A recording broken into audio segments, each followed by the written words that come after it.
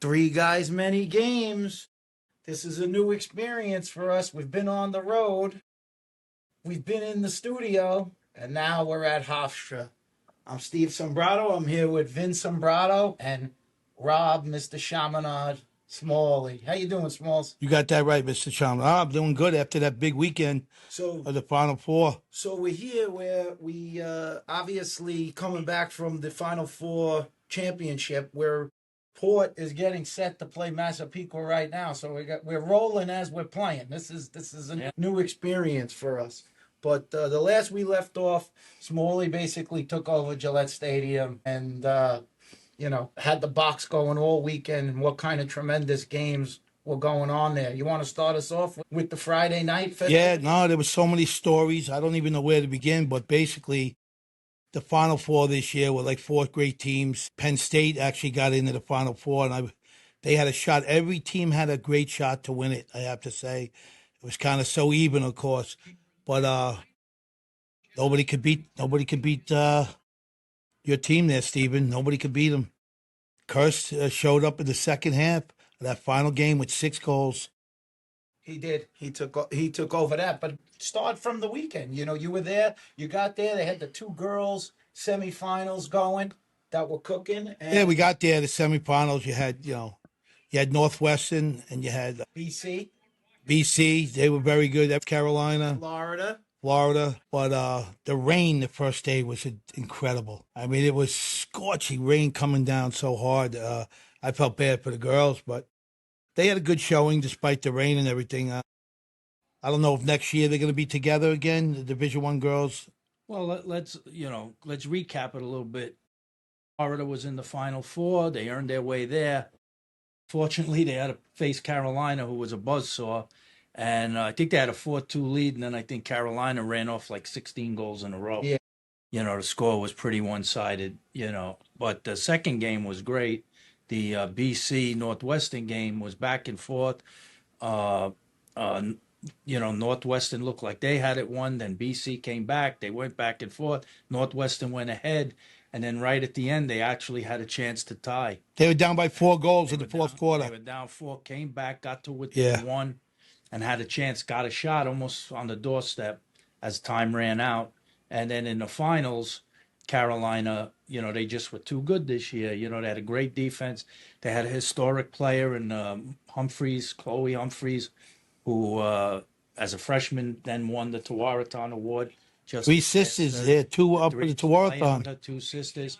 They just had a great year and deserved the championship. What do you think of the fact that, being up at Gillette, obviously even the men get swallowed up in that stadium, but the women seem to have a pretty good crowd. I think they said it was the most attended final or the most attended semis, both maybe, that had to be pretty good for the ladies' games. Yeah, no, I think all those schools have good followings, and they traveled up.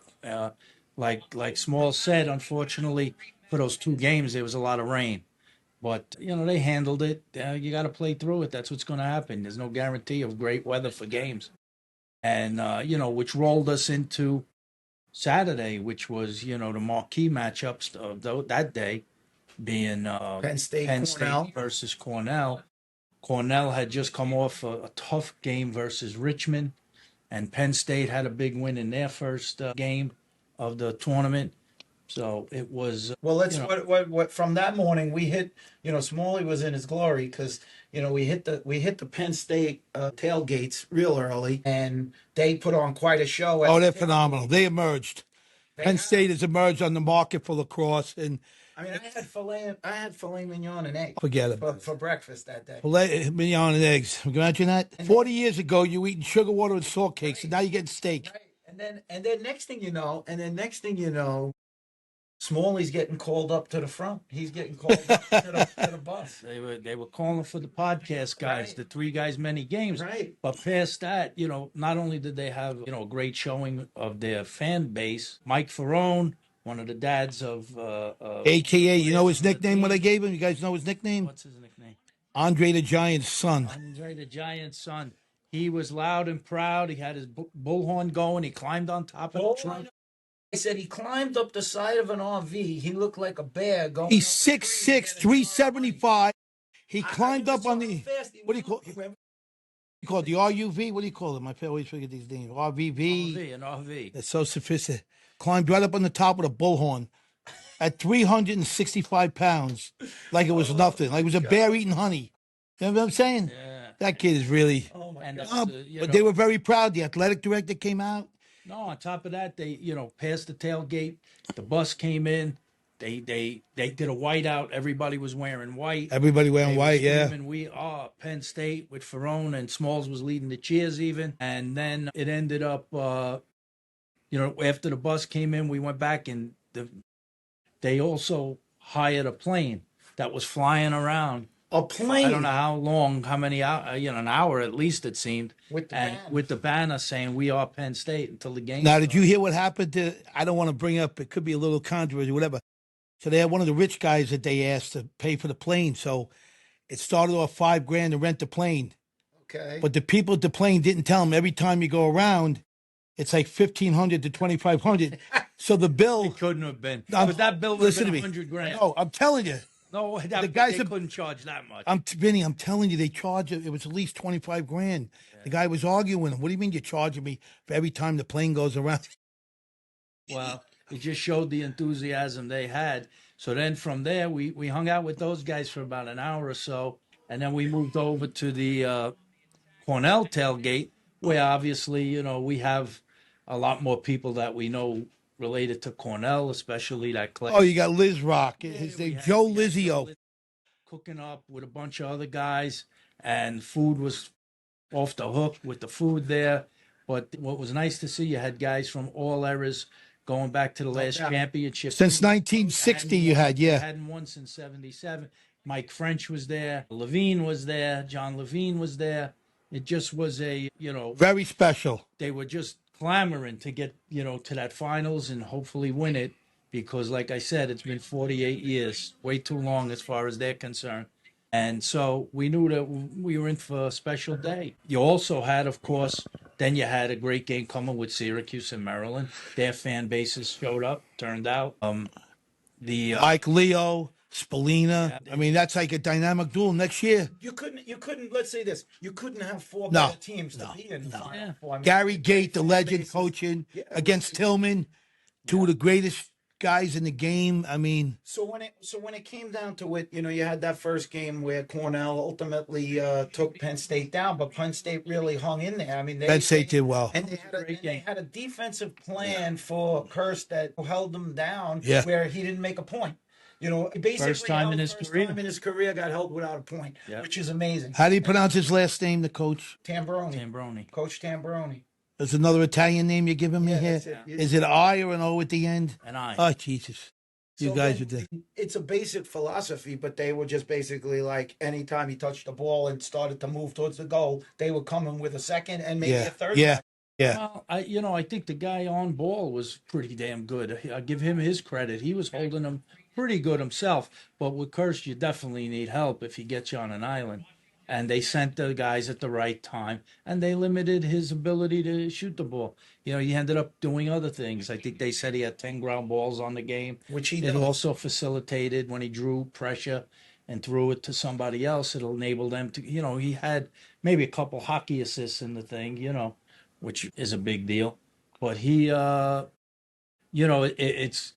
it was a credit to their team that the fact that a guy who's done so much scoring for them over the years, you get into there and he doesn't get a point and they still win the game. They still win the game. That's their correct. team. He does so many other things well. And of course, you got to give credit to the defense. They only let up 9, 10, 11, 12 the whole time. And your man Ryan Goldstein did emerge in that game. Oh, Goldstein, listen, it's a team game, but Goldie, man, he came to play. He scored at trivial points in the game. He's 100. Trivial. I don't know. Thank you. I muffed up that word. That's a Levittown word, man. Captions It has like come up- it has like 3 S's in it. No, back to Goldstein. He lit it up. 146 pounds, 5'7". The kid is fearless. He's a sophomore. He's We love Timmy and we love to give him the business. I was giving him the business Friday night that everybody was telling me that Ryan plays exactly like Timmy, except that he's tougher. Do you know who the wife is? Did you ever meet the Yeah, wife? of course, Tina, the star athlete herself. That maybe that's where he's She, actually. When you look at Ryan, he to me looks more like Tina, yeah, than Tina. she was a 3-time All-American. Yeah. I mean, come on. Her father played at Holy Cross football. What a tremendous family. I loved it. Port's finally got the game going here. We've been Yeah, 6 minutes finally into the broke game, the and we ice. finally 6 minutes got in. an icebreaker. Porter scored it. Yeah. By the way, The one- fans, we are at Hofstra right now recording the game in one of the suites up here. It's one of the beautiful locations we have on Long Island, still for It's lacrosse. the Mecca. It's the Mecca of lacrosse, yeah. So Maryland in the second game, they did what Maryland does. They grinded out a game. Their game plan was fantastic. The faceoffs were fairly even, where some people thought Syracuse might get a big edge there. The goaltender was terrific for Maryland. Syracuse had their moments. It was a game, but it was like water hitting a rock. Sooner or later, it was going to break it open, and they just couldn't stay with them. Ultimately, Maryland put them away, and The defense for Maryland in that game was outstanding. Yeah. And the goalie, Syracuse has played so well recently, moving the ball. If they had possessions that were good enough to get a decent look, then you had to get it past McNaney, and that's Yeah. another problem. yeah, That goalie played the best I've seen any goalie play in the last 20 years. He was stuffing players, literally just stuffing them down the line. I mean, And when Maryland plays you, what also happens, it's like, and it's a little bit of I think Coach Tillman's style.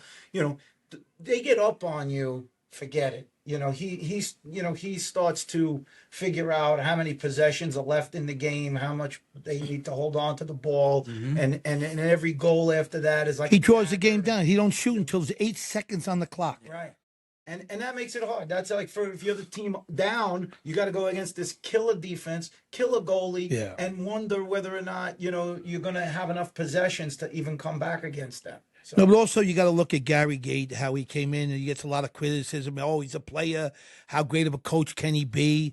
He got him to the Final Four in 3 years. he did.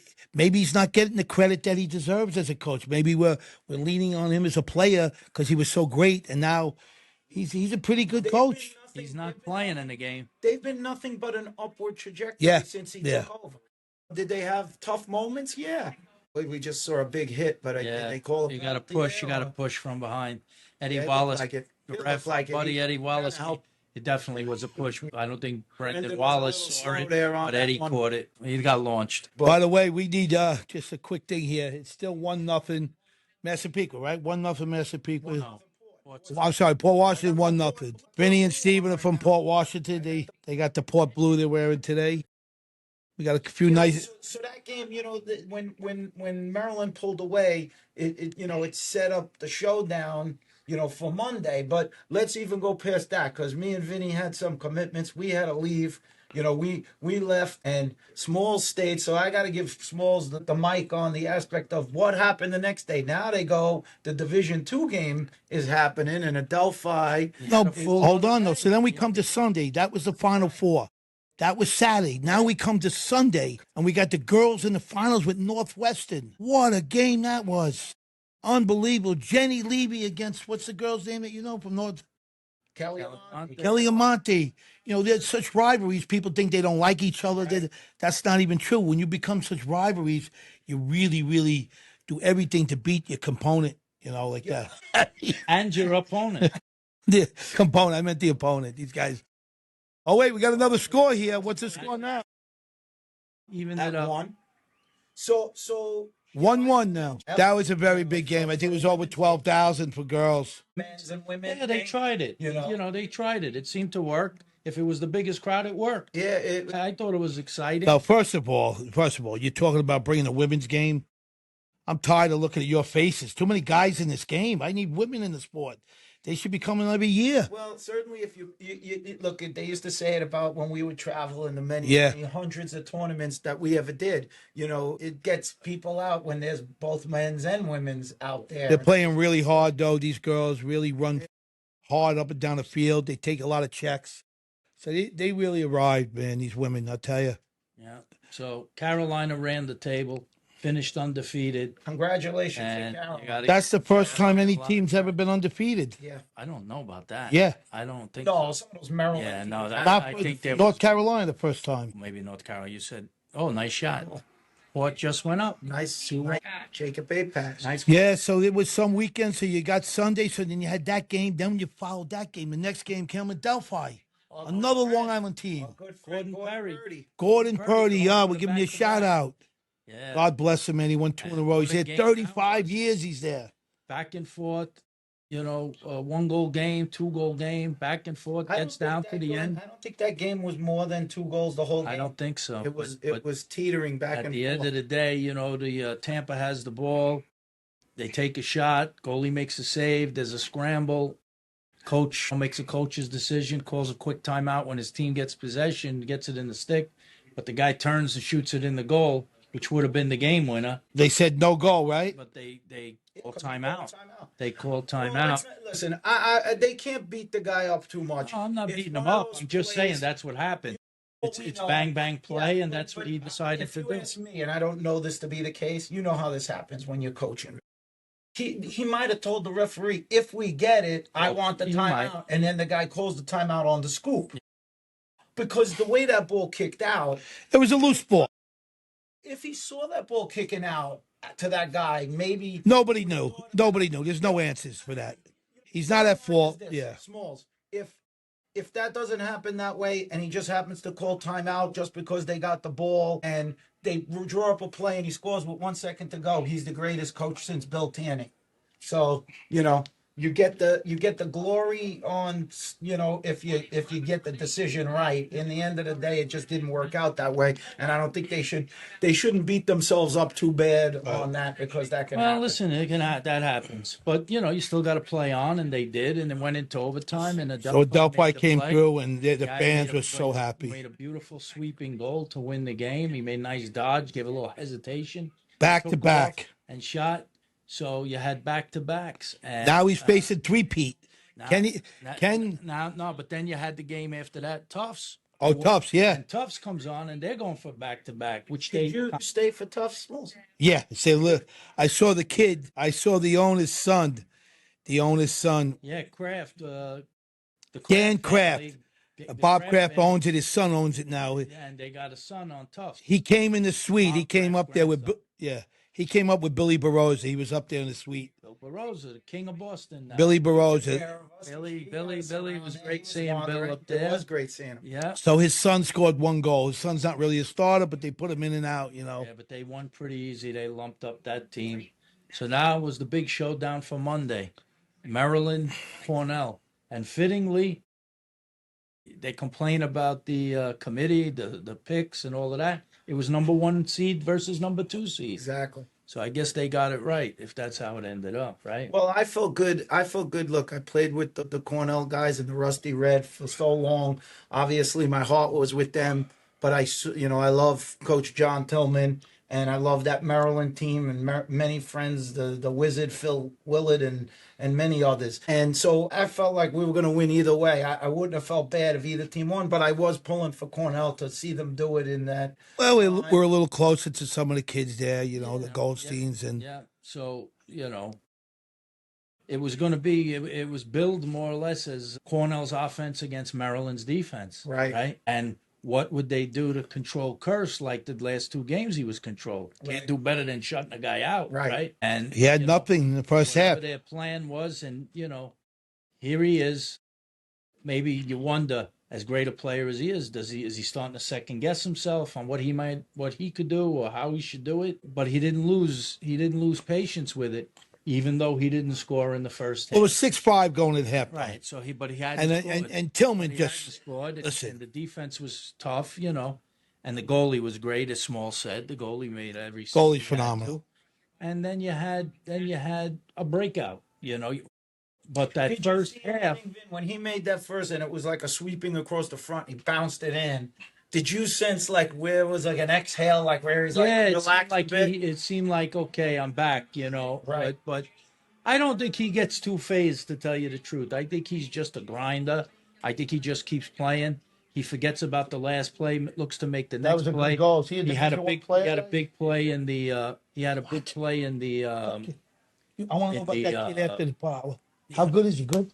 Pay attention. Go ahead. Go ahead. Pay attention. What do you care? You're talking. Go You ahead. always have to do this. Go ahead. Go Why you ahead. got to do this? You're on the thing. You got to start talking over it. All right. Go ahead. He gets scolded. Oh, he does it all the time. You're paying attention too long. Go ahead, Smalls. What do you got to say on that game? No, the first half it was 6-5. It was a total defensive game in the first half. Holstein came up with 2 big goals there. I mean, he lit it up. I mean, the kid just turned around as a sophomore. I thought in the last 5 games he played as good as anybody could ever play to get them there. Everything was a 1 or 2 goal game. I mean, it was phenomenal. I was, to me, I felt like that Maryland might have let some things slip with, letting Curse get off like that after he had gotten maybe 1 or 2 of those goals. But they just, the thing about Cornell is they're like much like Maryland too. They smother you with pressure, and the one thing Maryland does is they want to get ahead of you. And if they get ahead of you, that's when they really put the pressure on you. And Cornell always stayed above water and was always ahead. And it seemed like when they finally pulled ahead by a couple of goals, those couple of goals seemed like it was 10 goals at that point. It did, but yet, with 7 minutes left, it was a 10-9 game. Maryland clawed their way right back into the game. It was 10-9. They had some momentum. Cornell just kept thinking about the next play, and Maryland made some very uncharacteristic Maryland plays. The the offsides when they were clearing, They 3 went pass, offside 3 throwing the times ball or over 4 guys' times in the heads. fourth. Yeah, that's not winning lacrosse. You're in Right. a 1-goal game and you're going to have 4 turnovers in your clearing game. You're not going to win. I mean, you're limited. You took 4 possessions away when you're in a 1-goal game, and then that might as well be a 3-goal game at that point, because if Cornell gets the next one, There were 6 turnovers within 2 minutes of the game at the end. I think that's a little bit, you got to really credit Cornell's pressure. They it's true. really, Yeah. they really I push you listen. into these mistakes. To me, you make a mistake coming out of the box, the defender getting a little pressure.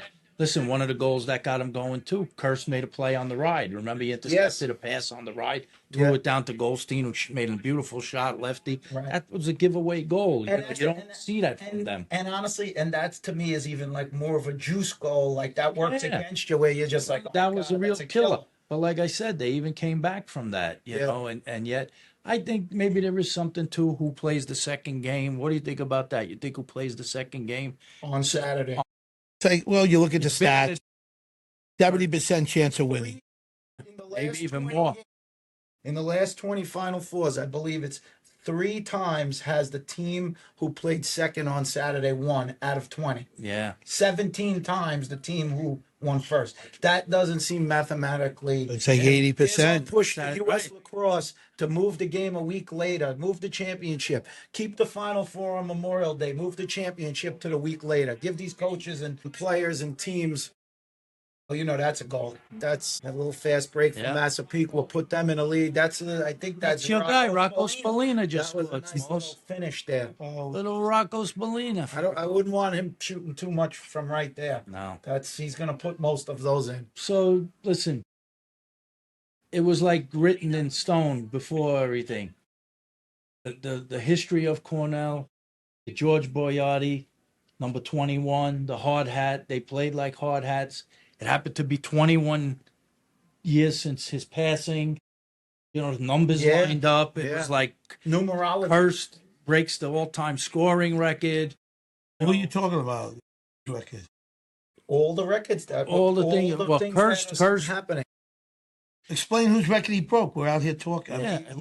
He actually tied the record of John Reese and Miles Thompson for the most goals in a season, as he made his 6th. I think it's 80. He scored 82, but he also this year, Kurse broke the all-time goal scoring record for Korea. And like Vinny said, George Biardi, he has 21 years since he his passed passing, away. and he was number 21. So all of these things seem to line up. The alumni, you could feel Yeah, the the vibe. so now you got Timmy Goldstein, who played in 2 national championships, didn't win one. His son comes and he breaks the spell, the long drought. Right? You got Kurst and Long on that attack. And playing Long's with father, I think, was at Long's Cornell father when they. played with Timmy Right, Golston exactly. at Cornell Right. for those games, and then you got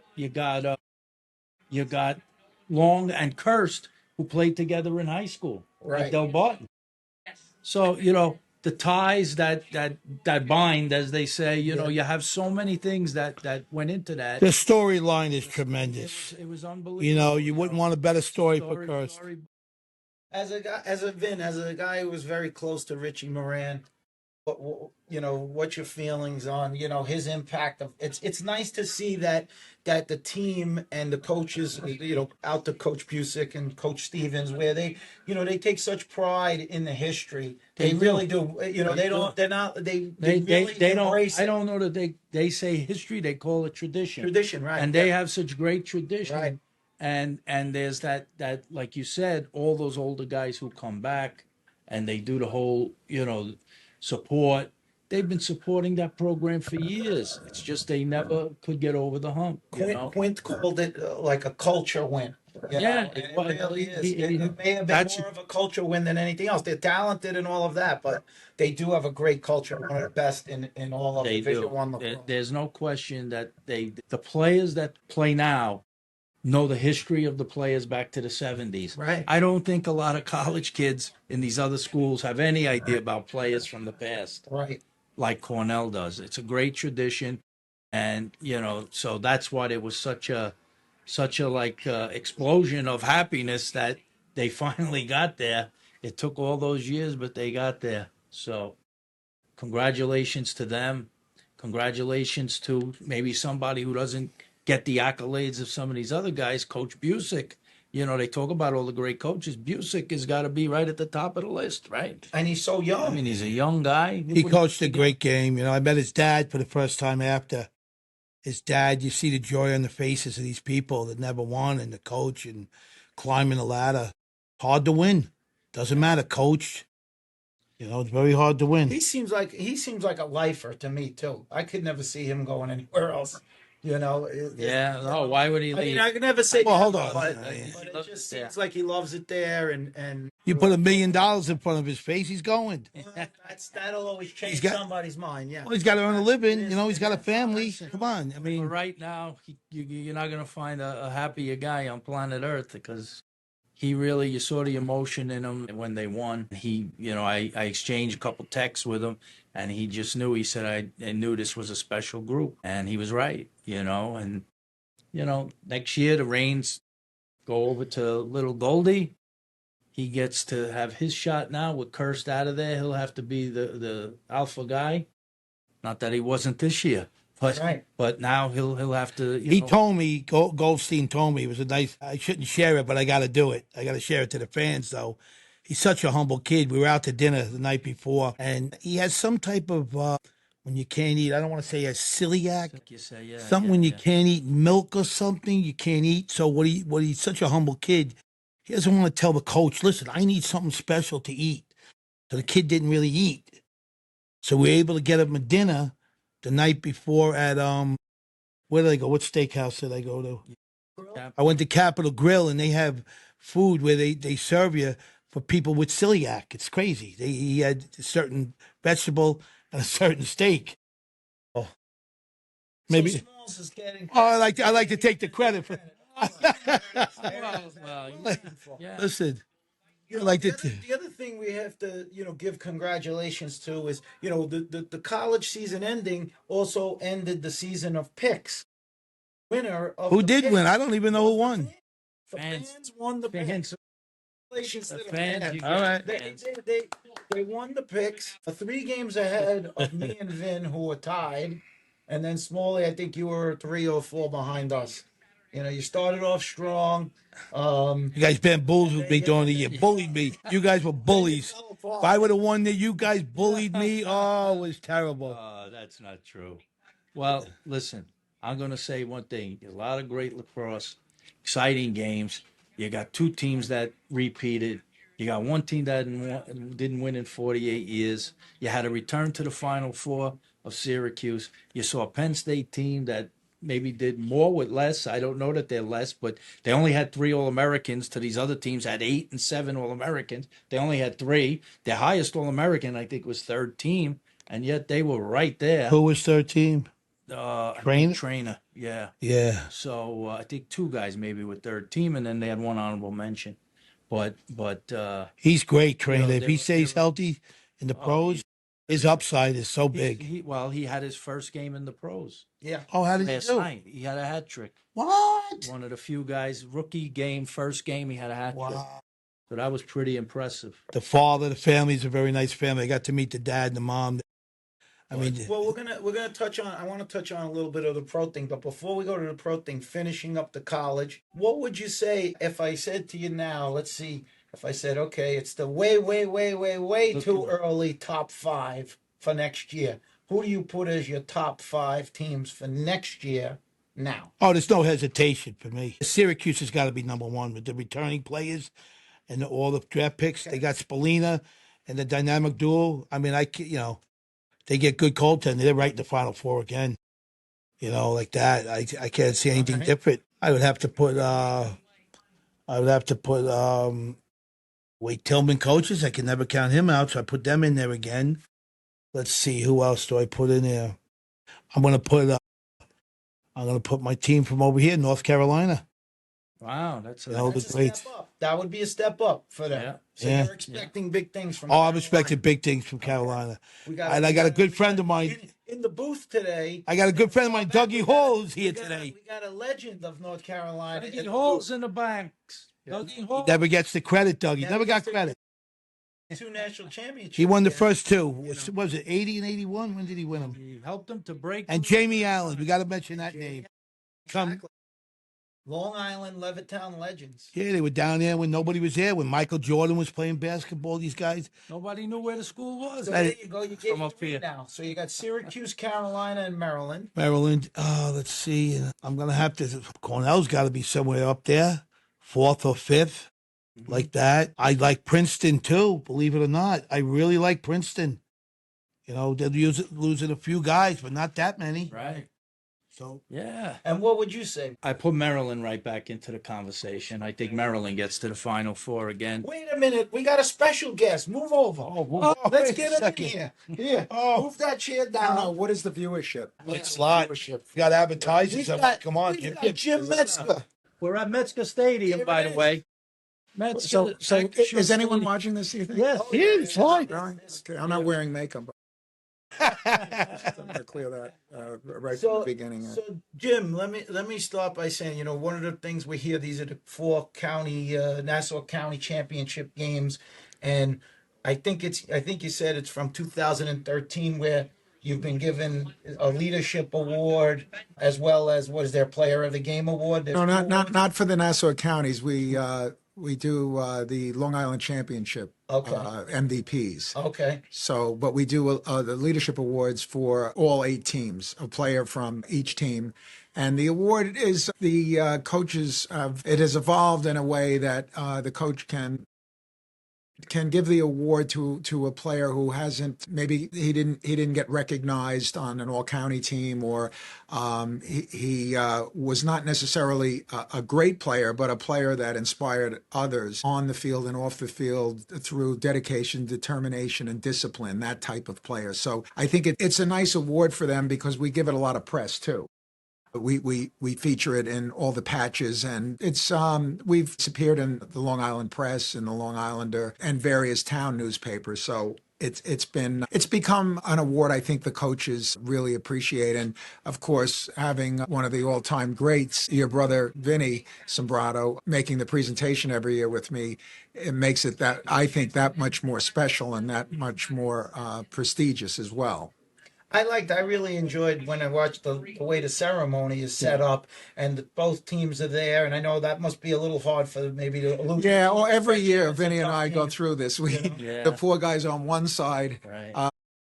They're crying, and the other, right? They just lost the county championship. And the other side, Well, I know it was the last game, and it wasn't that close of a game, but even in the losing effort, the team that you gave the award to of the leadership award, all of his teammates were very excited for him winning the award. Yeah. I thought that was so nice. These are the kinds of things that makes lacrosse a very special game. It's unique in that way of how you can be opponents and you could appreciate the fact of having great teammates. It was just nice to see how that was set up. Absolutely. And I think for the coaches, again, if they have a player that really has put forth great effort and is a great teammate, it's an extra award. And I think almost invariably it is a player. The award winner is a player that's well liked or respected by his teammates and the coaching staff. So and it's always in the players' bios. I see it in his college resume, for his high school or personal. They almost always mention that they won the award. So, and we enjoy doing it. And now Jim Amon has shortened his part. We used to give out 80 medals, or not that we mind, but it was a long ceremony before. Now we're almost a feature. Yeah, it's a sweet thing. Yeah. And I'm not sure the other one, Ben. I should know. We only do it every year, but they give two The awards. All County plaque. They give the Well, no, I think they give the championship plaque and then the runner-up, and then the runner-up, right? And then they Jim actually said a few words about us today, or me. Normally he'll talk about both of us a little bit, but Jim's getting tired.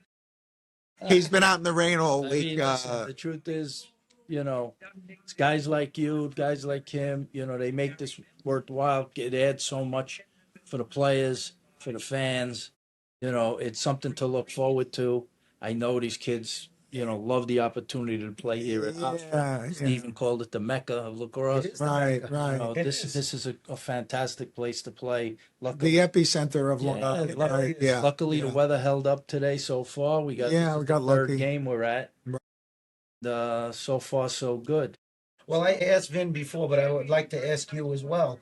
You were very close with Richie Moran as well. Yes. So, it was a great week for the Big Red. Obviously, your nephew, Rob Pennell, who we watched a little while ago with the new Whip Snakes, and a great, great Cornell legend himself. Right. It's just, they're a very special group, Cornell. Yeah. And your relationship with Coach Moran. Well, it's uncanny that you say that, because I sold my building that I was in for 28 years, my company, the Whitmore Group, 2 weeks ago. And so we had to clean out the building, and I found Richie had sent, really for two reasons it was special. He had sent a Valentine's Day card to my cat, Spike Metzger. She's a girl, Spike's a girl, but Spike Metzger, at the care of the Whitmore Group, to my building, had addressed the envelope, and inside a card to her, and a note, say hello to the CEO, to the big cat at Whitmore, and say hello to the CEO. I look forward to meeting you, Spike. And I had framed it. I framed the envelope, the card, the inside of the card, the outside of the card. So there were 4 pieces that were within the frame. And I found it, and my cat, we had to put her to sleep April 20th.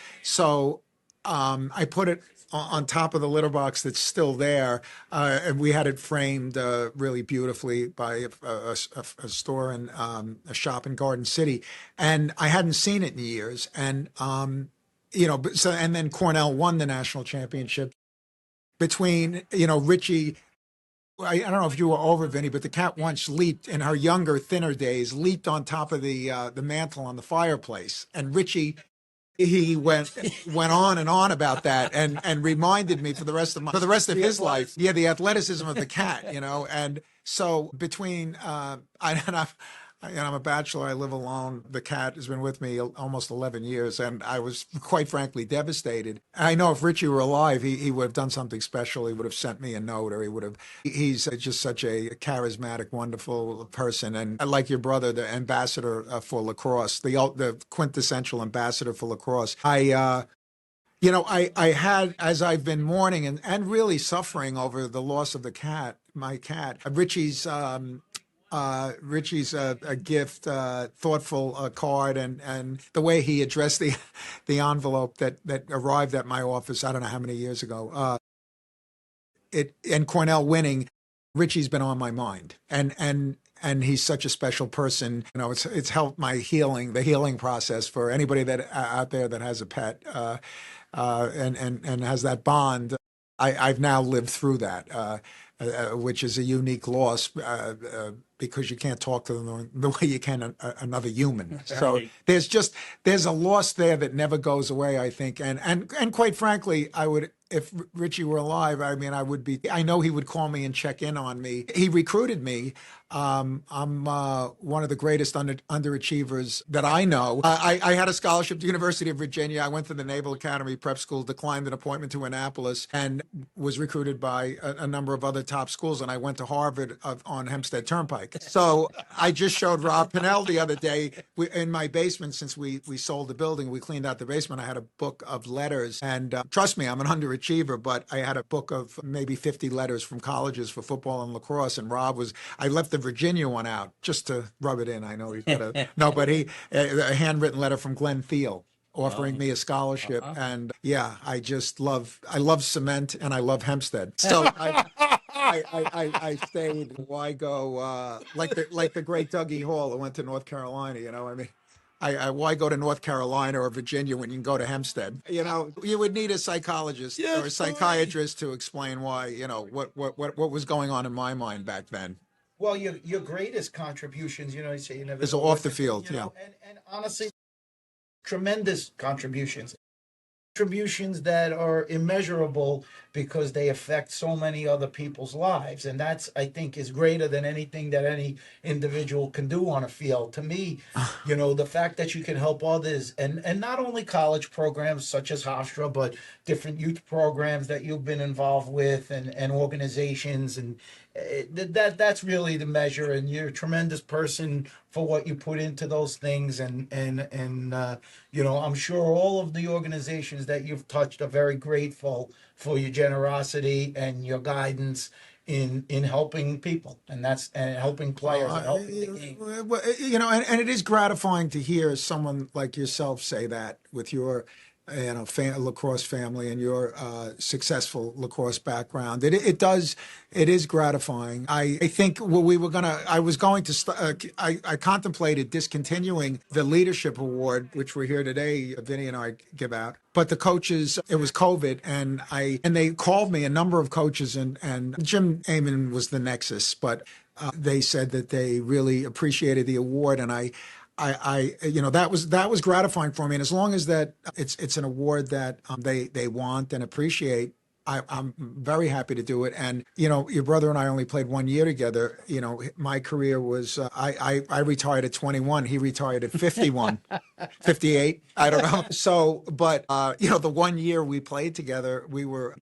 He was certainly the best player on the team, and the first player I said that I thought was more awesome than me. No, I'm kidding. Well, I did say that in the newspaper, but I was joking. I was kidding. Tim, you had the best title, though, of all, what they gave you. What was that? Is it allowed to say it on the air? Yeah. Hollywood. You had the best. Well, I gave myself that name. I wore 56. You gave him the name. I wore 56 for Hollywood Henderson. Right, and but then when Vinny joined my sophomore year, I only played 2 years. Vinny said, "You can't wear 56." He was 12, and I wore 10. And so I did. I think you you were the one that lent the impetus to that. Yeah, what am I, Canadian? I'm not Canadian. Nothing against Canadians, but it was more like a Canadian number. Closer to Eamon McEnany than he was to Hollywood Henderson. Yeah, well, that's what's great about the sport. I don't know about that on a few levels, unfortunately, but I would actually disagree with you on that. Maybe I played X and I was quick. You were a great player. Oh, well, you would have continued, Weren't you guys number 7 in the country one year, Vin? No, that was the year, but that was his sophomore year. Oh, sophomore year. We beat 3 teams in the top 8. Vinny's, my sophomore year, and Vinny's. We had a similar record to the 7th ranked team. Yeah. And a similar season. We lost to Penn. If we won that Penn game, we might have gotten. We might have, we would have certainly been a lot higher. Would have had a lot higher ranking, but no. And Stephen, honestly, if it were not for Rob Pinnell, Vinny and I didn't see each other for really 20 years. And when Rob went from good to great his junior to senior year, I didn't know anyone in lacrosse, and I didn't. I would go to games and I would talk to people, and they would say, "Well, what do you know?" And I'd say, "Well, I played.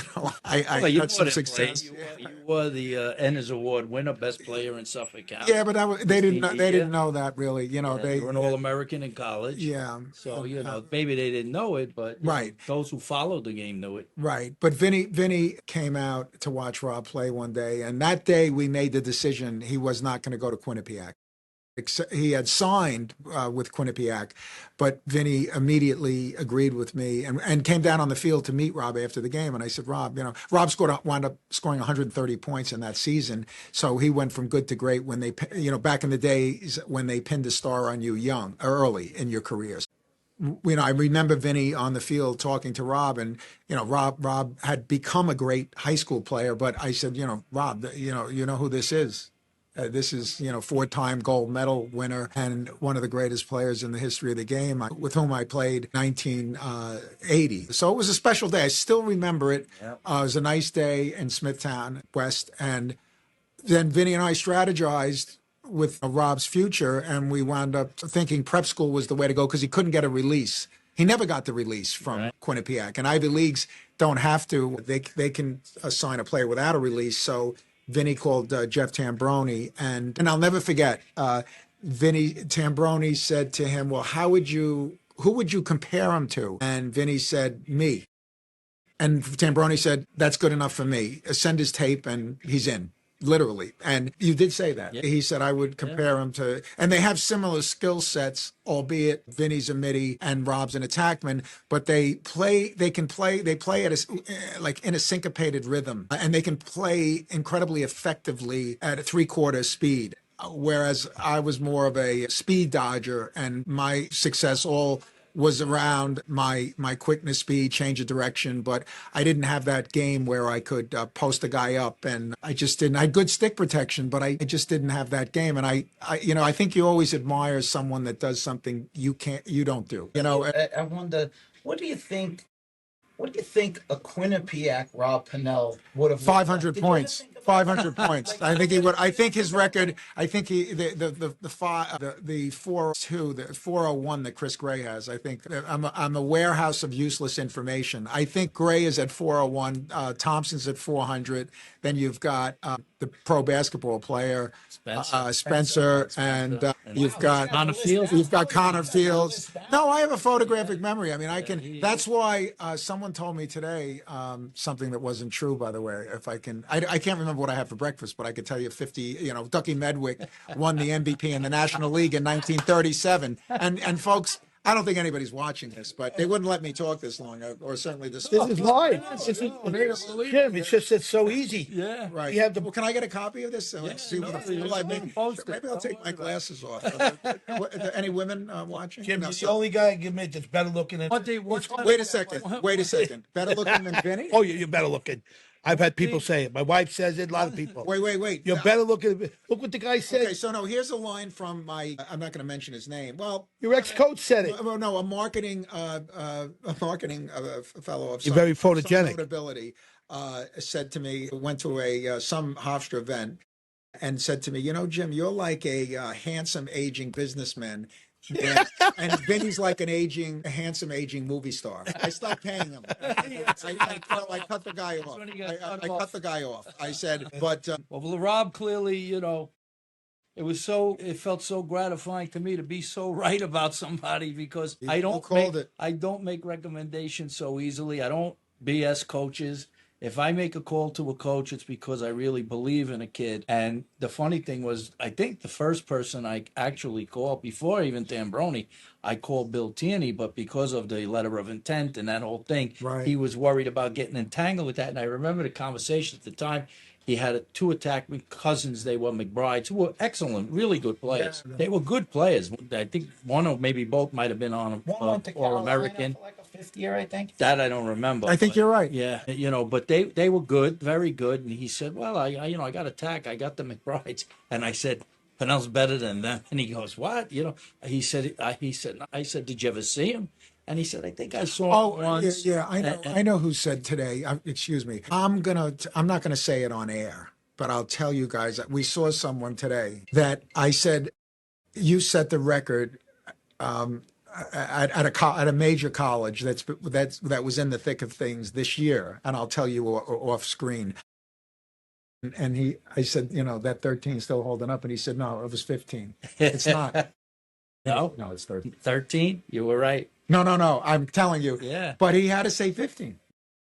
Yeah. And we know another one from the Ivy League that told me once his scoring average was his career scoring average, which he didn't even achieve in one season, maybe one season, but it might have even been a little more. Yeah. So these great athletes, Vinny doesn't have to lie, he wears the 4 gold medals sometimes. Yeah. When he goes out, he's got 4 of them on, but like Deion Sanders, it looks like Deion Sanders, but no, these former, and these are great athletes. One was also an official, he was over there by the fence today. Yeah. Went over and said hello to him. So my goodness, I know that, like the other guys. So, but no, Stephen, I can't, because there is branding. This guy's a brander, a good marketer. There is branding and marketing that I've done through athletics, and I think I've benefited from that. My name's on the building we're in. So I don't consider, I do it. I say to people close to me, I'm just not a wonderful guy. Or I'm not, because I've benefited from, I think, a lot of what I've done with and through athletics on Long Island in particular. Your work ethic is impeccable. Well, your work ethic is impressive. Yours is. I've seen it with Vinny. It's and what you're doing at your age to this day when you get up in the morning. Suggesting we're old? No. So, excuse me. It has to be said. It's impeccable, and that should be like what kids follow today when they get up out in the real world and want to work hard. It's impeccable, your work ethic, as Vinny knows. And I know how you built your company, you and your wife. I respect that. But the part about especially this award, Vin, because I think it's a player that's again, it's about not only his performance on the field, but actually weighted more towards how he inspires others or the contribution he makes as a teammate. So many coaches have told me, Jim, it's become prestigious in part. Vinny's involved, or Rob Pinnell will be involved. It'll be Rob and Vinny, and I'll change it to Pinnell Sombrado. Maybe. No, actually, maybe the name does. Maybe it says, but you have but honestly, and Jim Amon should do a good job when someone replaces Jim and say when they give out this award. And again, you could Google it. It's in everybody's bio, except I think. No, Spalina, did he ever win it? No, Cena didn't win it, but he didn't have my Long Island Championship name on it. He's got too many awards, Spalina. But almost every kid that won the award, it's in his college bio, and that makes me feel like it's meaningful for him to put it in. One guy had it in before the Bob Scott Award, which is, I think, a national award. But again, the coaches have communicated to me that this is like they can give it to a great kid that didn't make all league or didn't make all county. Most of them, though, are players that have done well on the field, right? The majority of them, I think. But that's special for me. And even for someone, Stephen, like yourself, a whole Long Island USA Lacrosse Hall of Famer, and a guy that's an astute observer and fan of lacrosse, that makes me feel good. It does. And not from any other reason than we put in a lot of time, and Vinny and I, invest in, 10 hours here or whatever we do. But it really makes me feel good that we've created something that is greatly appreciated by the coaches and the players that win it. We see their quotes in newspapers or in local papers, or, as I mentioned, the Long Island Press or the Long Islander. We give them press. I support that as well. So, no, Stephen, it's really made my day to hear you say that. It did. I really enjoy it, and it's really special for these kids. These are memories. They'll remember this the rest of their life. They're going to remember this game one way or another. Yep. They'll be talking about it 50 years from now. Yeah, and some of the kids that win the award really aren't, as we said, aren't the star players, or maybe don't even play in college. So this is maybe the last highlight or the highlight of their careers to win the award. And we get stopped once in a while, Vinny and I know I do. So a parent will come up to me in a restaurant, or a kid will come up to me and say, I won your award, or my son won your award, or so that's like when Vinny goes. I was in a diner one day, and they were sitting in another booth, a family, and the kid got up, came over, shook. He says, "I won the award that Mr. Metzger got." And you gave, right? You gave it to him, right? Yeah, and Stephen, to build on that, I do mean this. Rob's still playing. He played today. I'm heartbroken. We lost by a goal, but Rob with the new team, Maryland, Maryland Whipsnakes. Whipsnakes. Yeah. But one day when Rob is retired from lacrosse, he's going to do this, and then to have Vinny and Rob give a kid this award, and even the Long Island, I have a Long Island Championship award in my name. Even then, I might change that one to Pinnell Sombrato. But that's something. I mean, when you've got those two all-time greats giving you the award, that's special. I mean, but you've done more than you've done these awards, you've done MVPs, you've been.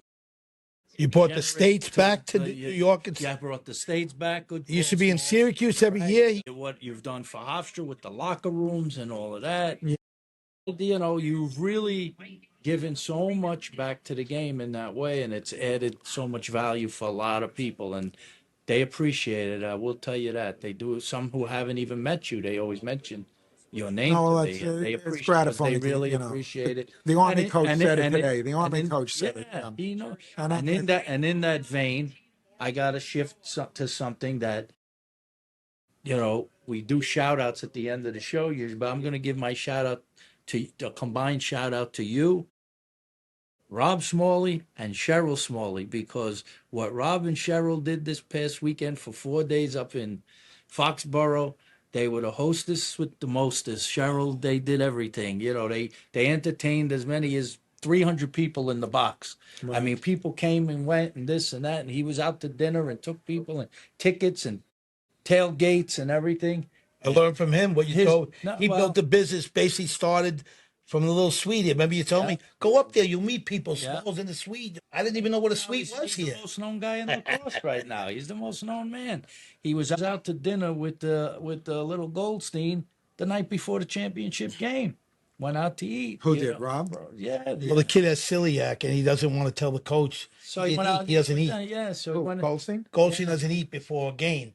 So he has this little thing, and so I said, he got to come out with his cousin. What, he can't eat? He can't eat? Yeah, he's got certain allergies, I guess, or something, So the kid doesn't eat. I mean, he doesn't want to be a part of the coach where he's something different and tells the coach that he's got to do that. So he came out to Capitol Grill out there. Yeah. I took all the Goldstein kids out. But beyond that, taking them to dinner, but just what you did in the box, you invited people who would never be up there. You made it comfortable for them. You had your guy Oppie. You had Oppie, the Oppie family. You had this family. You had Levy. You had the Levy's up there. I mean, you really did a lot and made that weekend memorable for a lot of people. Dan Kraft stopped in with Billy Kraft, Rosa, the the owner of the. Wow, there's another goal. We got a tie score in this county championship. Substitution. This is a hard game to pick. On the substitution and Doing our show and watching the game at the same time. Points out that happened twice. Yeah, that's right. Still such a beautiful field as you look upon Yeah. what they've done. I know they have new turf out Great. here. But thanks for taking the time with us, Jim. Yeah. Oh, thanks for having me. It was great. I appreciate it. And Yeah. it'll go out to all our 2 million viewers.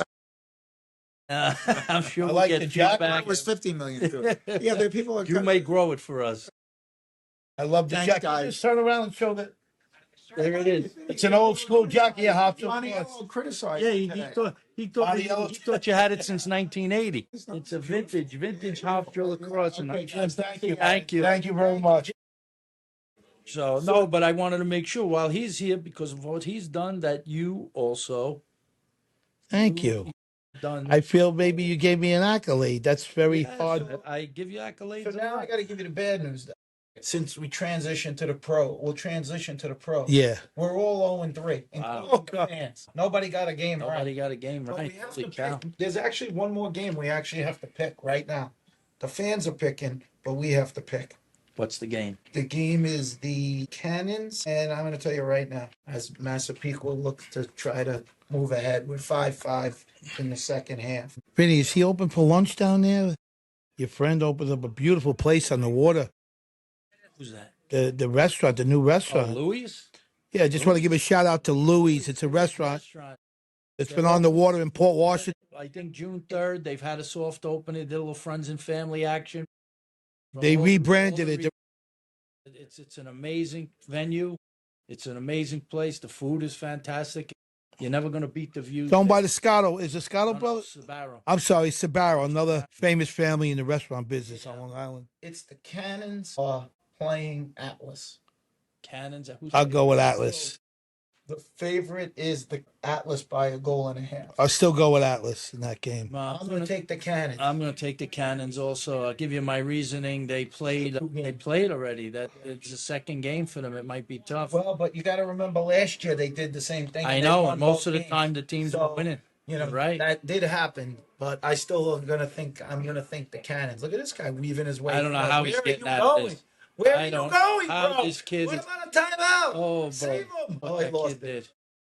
That was That was crazy lacrosse right there. And now he's got to cover a guy. now he's got to guard the guy on top of Holy it. smokes. Any shout out, Smalls? Oh, I give my shout out to Jim Hollywood Metzger and to Smalls maybe and Cheryl. 1A and 2A, but 1A is definitely Cheryl the GOAT. I mean, Smalls could sit through anything. He could sit through any kind of sporting event, but for Cheryl to sit there for 4 days. Yeah, she came for 4 days. My wife, Cheryl. She was a big time trooper. I think she was adding up the accounts that we were getting, Yeah, like, that's it. She had a calculator out. she- She was calculating. Who's this guy? What are you bringing to the table? and when we started like 5 years ago, when I came back to lacrosse, I was just coming back for the fun of it to see guys like you, Dougie Hall, all Jamie Allens and everybody. Didn't know I was going to grow some business out of it, but it worked out, But I'm going to give a shout out. My shout out today is I have to give it to John Tillman, and I'll tell you why. I learned a very valuable lesson about people over the weekend.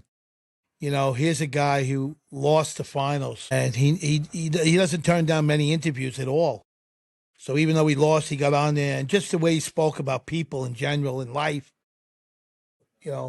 it's more than just winning when you see a guy like him. The class he brings to the game and to the sport, and the honor, and the way he complimented kids on the other team was, you hear people do it, but he really meant it. His heart is so in the right place. So, if you're out there and you're a young kid, or you're some coach young out there and you're learning what it's like to be successful in the game, ask the coach to go there one day. Can I watch a practice?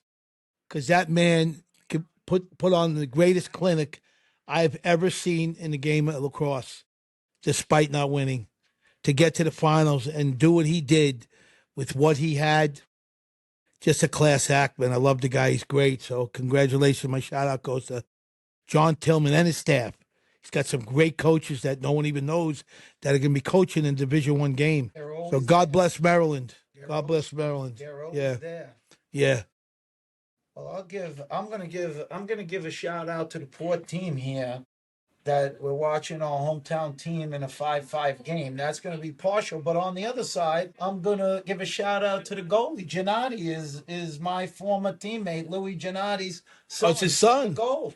Yeah, He's young. He's an eighth grader, isn't he? Louis was my goalie for my first 2 years at Post, and he was tremendous. He was a tremendous teammate, great friend, fun guy to be around. And How do you pronounce his last name? Great Neck South. Great Neck South's Yeah. born and bred, which, by the way, all the Great Neck South guys from the team when I first got to Post, they were all crazy. They're all rich kids, aren't they, rich? But they were all, but they were fun. They would certainly. That's fun. great. All right, so we might add some interviews to this, but hope you'd enjoy it. We're gonna wrap up and watch the last quarter of this tight game between Massapequa and Port for the county title, which is at 5-5 currently. Signing off, like Signing off. Paul says. 6-5 now. That was a nice play. That was a tough catch, and he went. That's just how he had to shoot it, low to high, right, Dougie? That was like one of your